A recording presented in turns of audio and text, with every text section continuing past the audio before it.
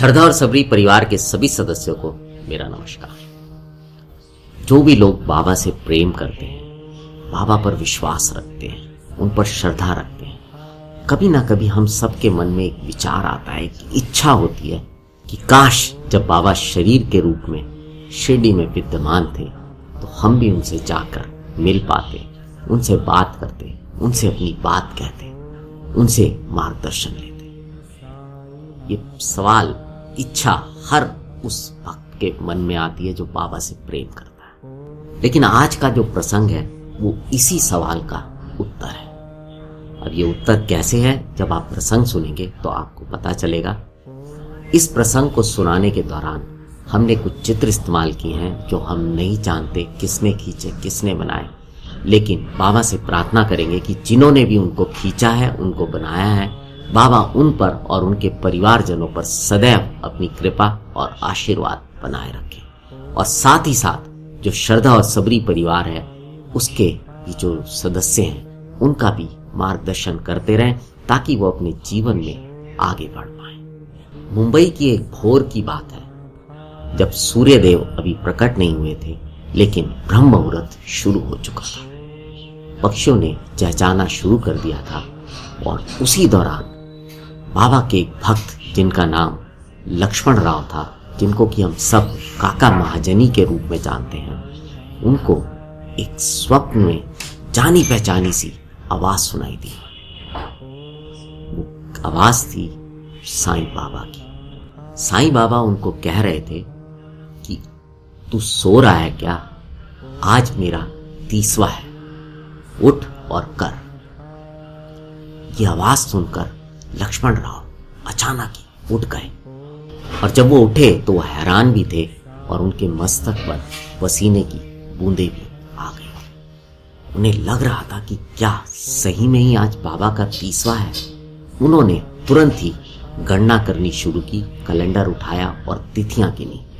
और जब उन्होंने देखा तिथियां गिनने के बाद तो वास्तव में तिथि के अनुसार बाबा का 30वां ही था। अब तो लक्ष्मण राव इतने चकित हो गए और हैरान हो गए कि उन्हें लगा बाबा ने स्वप्न में आकर मुझे स्वयं बोला है कि आज मेरा 30वां है और इसको करो। लक्ष्मण राव जी तुरंत उठे, उन्होंने स्नान किया और सारी व्यवस्थाएं जो थी बाबा के 30वें दिन की शुरू कर दी।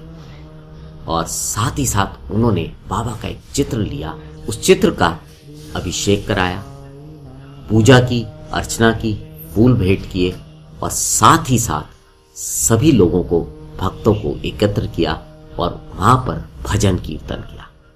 भजन कीर्तन करने के बाद वहां पर उन्होंने प्रसाद वितरण किया, लोगों को भोजन कराया और इस प्रकार से ये सिलसिला शुरू हुआ बाबा का 30वां मनाने का। और वो मुंबई में बाबा का पहला 30वें का कार्यक्रम था, जिसको कि गणपत राव जी यानी कि काका महाजनी ने कराया था। लेकिन ये सिर्फ परंपरा नहीं थी, ये जीवित आस्था की एक निशानी थी जो आज भी करोड़ों लोगों के दिलों में जो बाबा से प्रेम करते हैं सदैव और सदैव धड़कती रहती है। क्योंकि साईं बाबा ने इस प्रसंग के माध्यम से हम सभी को ये विश्वास दिलाया है कि भले ही मैं देह छोड़कर चला गया हूँ, लेकिन आज भी मैं तुम सबके पास हूँ, तुम सबके करीब हूँ, तुम सबके दिलों में हूँ।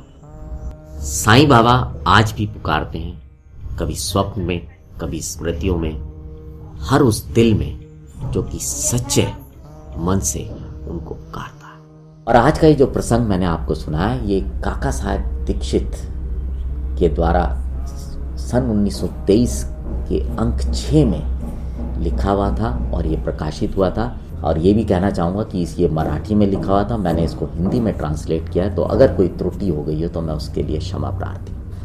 आज का अगर आपको ये प्रसंग अच्छा लगा हो तो इसे और भी साईं भक्तों से साझा कीजिएगा और विश्वास रखिएगा कि अगर आप बाबा से प्रेम और श्रद्धा रखते हैं तो वो आपके मन की बात सुनते हैं और आपको मार्गदर्शन भी करते हैं और रास्ता भी दिखाते हैं। अब आपसे विदा लेता हूँ। जुड़े रहें श्रद्धा और सबरी के साथ।